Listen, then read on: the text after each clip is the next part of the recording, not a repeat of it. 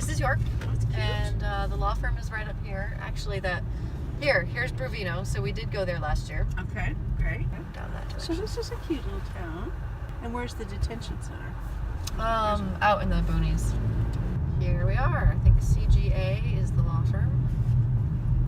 What I've done in communication with Anna, I have identified some individuals who are at York County Prison, a dozen in total, who could use your help desperately. So, as some of you probably know, immigration proceedings are not criminal. Not all constitutional rights attach, so you don't necessarily have the right to an attorney. You have the right to an attorney if you can find and afford your own attorney, which means a lot of people go through the process representing themselves.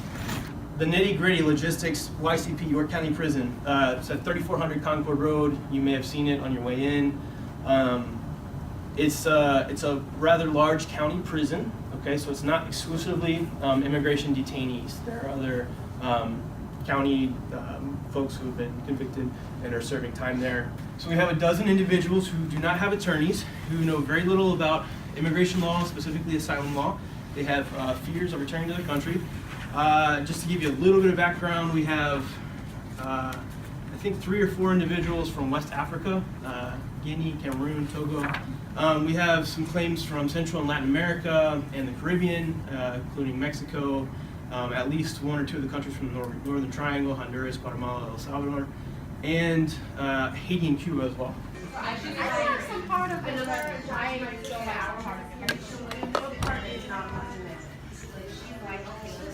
there's a lot of like... tropical.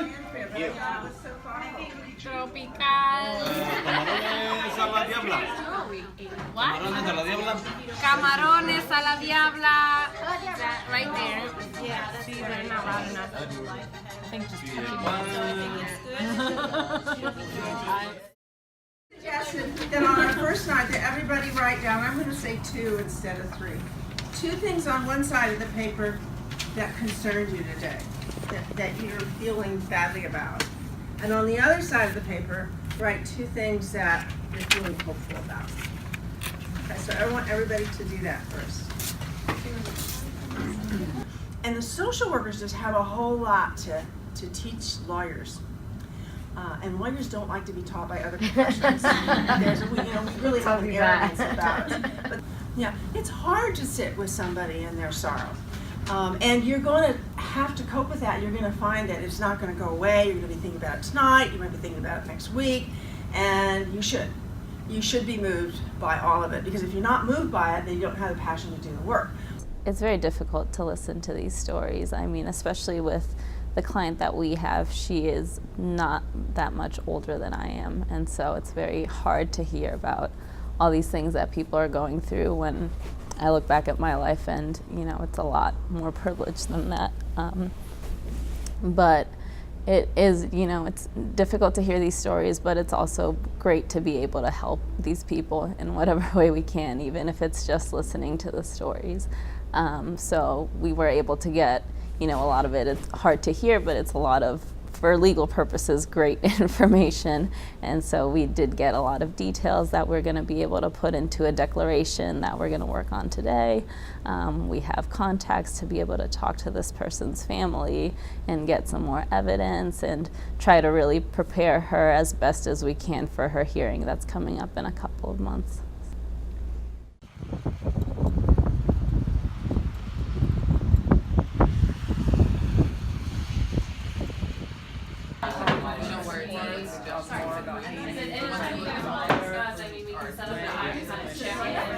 What time is it right now? 12 something? Yeah, I want to read his declaration, and I'm going to do research on the SCNC. Yeah, hold on. I actually have some stuff. Well, there's also a concern that if he moves to the eastern part of the country, that's also not a concern anymore. But even before the judge would get to relocation, that's our nexus. Yeah. So nexus is you're being persecuted on account of your religion, nationality, race. But he's being persecuted because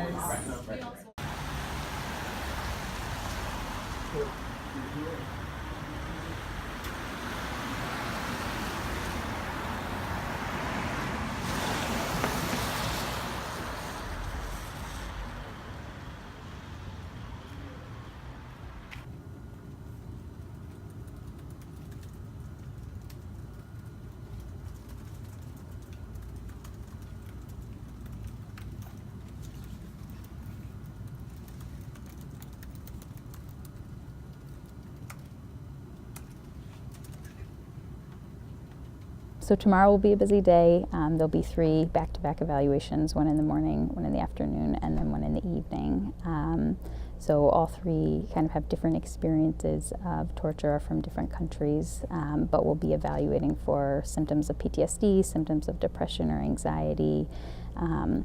In one case, the woman has a very difficult time discussing her trauma. It's a sexual trauma, and so we'll be kind of working to support her around getting some more information around that, because the details can be used to kind of strengthen her case with the judge in terms of determining whether the experience, the torture or persecution really did happen, and did it happen the way that she said it happened. So it can be overwhelming to talk about traumatic experiences, so the hope is that giving her some more support around it will maybe help her to tell her story in a more comfortable way.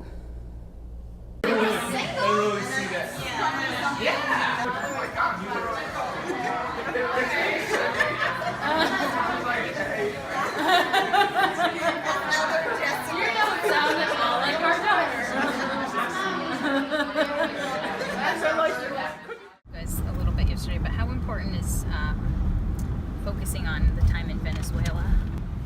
And See, her story in Haiti is very clear and to the point, and it's concise, and it's like, this is what, and it's a horrible, horrible thing. She could probably just get humanitarian asylum just based on that. Right. But, and it's clear persecution, but the Venezuela, it's kind of like general violence, and sometimes she says it's racism and sometimes she says it's not.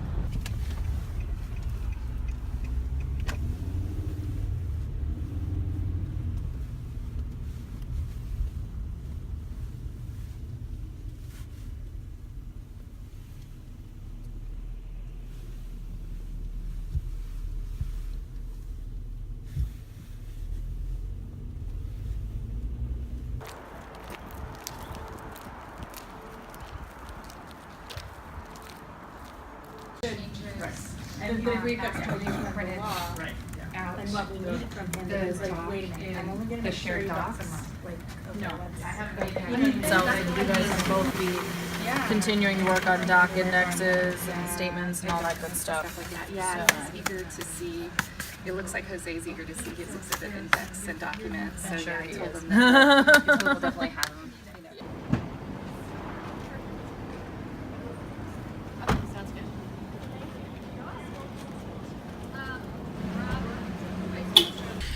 I was up finishing our document index until maybe midnight, a little later, and then up at 5:45 for the gym, so plenty of sleep. And now what? And now we are headed to the law office to finish up our paperwork, where we will head to the detention center and hand off all the documents to our detainees.